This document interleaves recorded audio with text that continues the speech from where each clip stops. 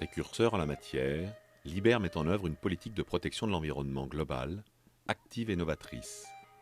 Ainsi, des méthodes de production écologique, le recours à des matériaux recyclables et des mesures de réduction de la consommation d'énergie se trouvent au premier plan des préoccupations de l'entreprise. L'utilisation de fluides frigorigènes R600A ou R290 sans HFC s'inscrit dans cette optique environnementale. L'intervention sur un circuit frigorifique est une affaire de professionnels. Il est impératif de respecter le déroulement et la procédure en commençant par la perforation du déshydrateur et la vidange du circuit par ce point. Si le compresseur est en état de fonctionnement, le technicien peut le faire fonctionner pour accélérer l'évacuation du fluide.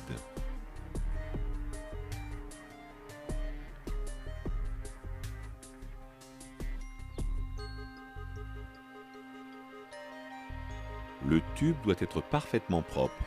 Pour cela, le nettoyer à l'aide d'une toile abrasive par un mouvement rotatif.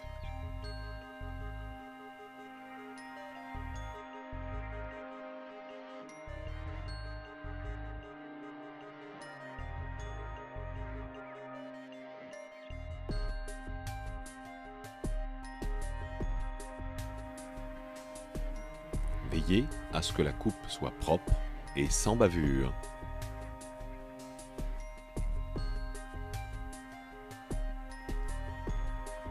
L'intervention sur le circuit est réalisée à température ambiante. Attention, dans le cas d'un congélateur, dont l'évaporateur serait à température négative, il faut soit attendre que la température remonte à un niveau positif ou purger l'évaporateur à l'azote avant l'intervention sur le circuit.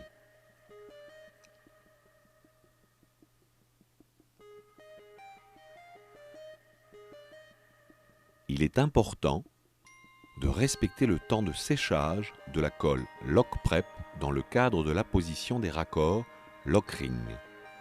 Pour le cuivre, laissez sécher pendant 4 minutes à une température ambiante de plus 18. Pour le fer, 8 minutes et pour l'aluminium, 18 minutes.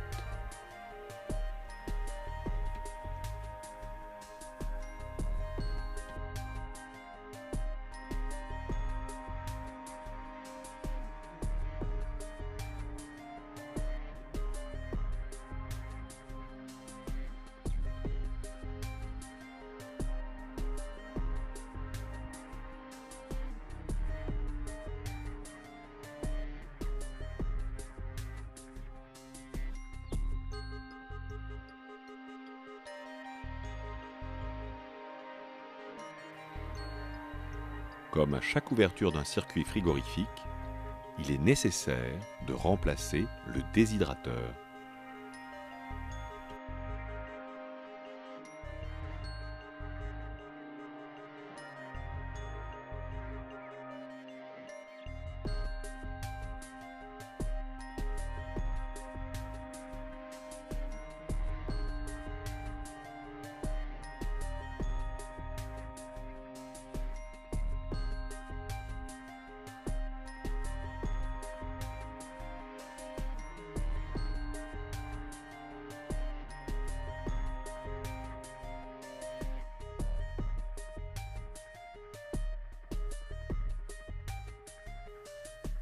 Pour éviter d'obstruer l'extrémité du capillaire, il faut veiller à le faire dépasser du raccord. Appliquez ensuite quelques gouttes de lock prep et tournez le raccord pour bien répartir la colle.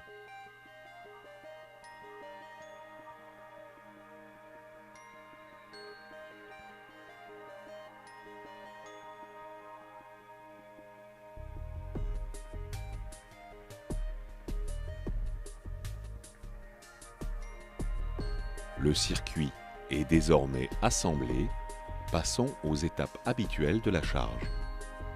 Tout d'abord, la connexion du circuit à la station de charge.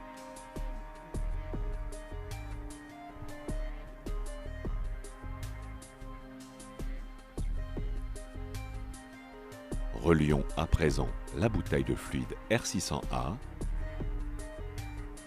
ou R290 à la station de charge. La nature et la quantité de fluide sont indiquées sur la plaque signalétique de l'appareil, en l'occurrence 45 grammes. Effectuez le tirage au vide.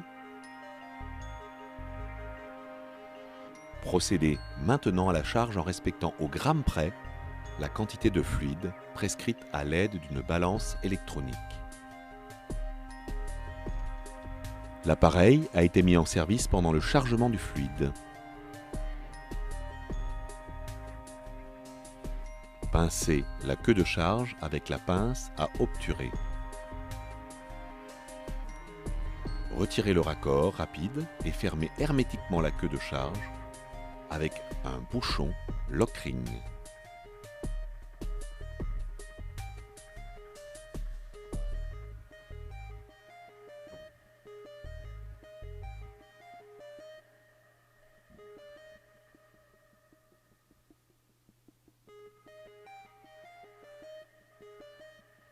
Le process d'intervention concerne les circuits frigorifiques simples, composés d'un compresseur, condenseur, déshydrateur, capillaire et évaporateur, à l'exclusion des circuits à électrovanne.